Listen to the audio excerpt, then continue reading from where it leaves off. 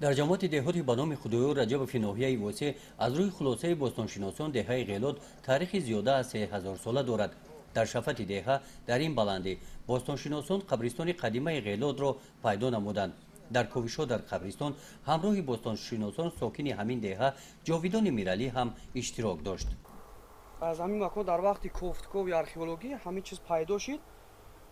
معین کردن که با 3000 سال تاریخ دارد. گفتن که همین چه شادختر است که در برش کوزه‌ها و آینه و موره و دیگر چیزها در برش بود. از خصوص در برش بوت هم بود در بویتش. همراه باستانشناسان تاجیک باستانشناسان از دولت‌های آمریکا، آلمان و روسیه جاویدان مدت 7 سال در کوشش کار کرده است. باستانشناسان معین کردند که در اینجا مدنیت بوی تاجیکان زیر خاک خوابیده است. درباره بنستی رفتن این مدنیت را معین نمودن دشوار نیست. پایین‌تر از این موضع انا در اینجا محاربه‌های شدید ساکنان با اجنبیان گذشته‌اند.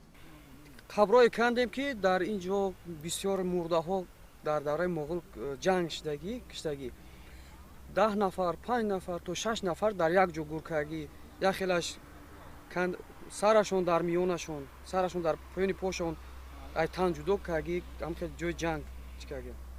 این نگاره‌ها را جاویدان همراه پدرش از قبرستان تاریخی غیلات و اطراف آن جمع آورده است. نمودهای گوناگون افزارهای جنگی، تیر پیکان از مس آهن ساخته شده از دوره اسکندر مقدونی و استیلای مغول باقی ماندند. کلاه آهنین سربازی هم به دوره پیش تعلق دارند. از تماشای این و دیگر نگاره‌ها برمی‌آید که تاجیکان به صنعت زرگری و آرایشی توجه کلان داشتند. دستبانه، گردنبند و دیگر آرایشات زنانه را با صنعت بلند ساختند. این رسم ها باشند از لحظه های کاری باستانشناسان در قبرستان غیلات عکس برداری شدند. با سبب موجود نبودن آثارخانه در دهه نگاره ها و بازیافت از غیلات را جاویدان در منزل استقامتیش نگاه می‌دارد.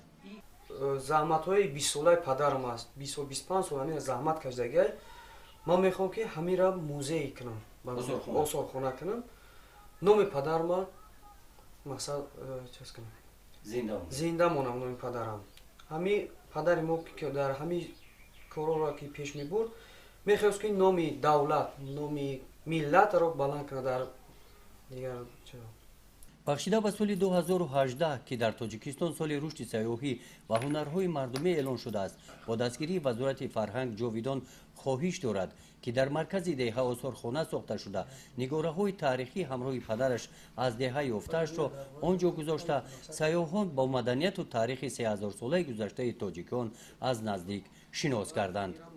گزارش خواجه نظریف خدای نظر ظهوروف از ناحیه واسه برای برنامه اطلاعاتی نوید.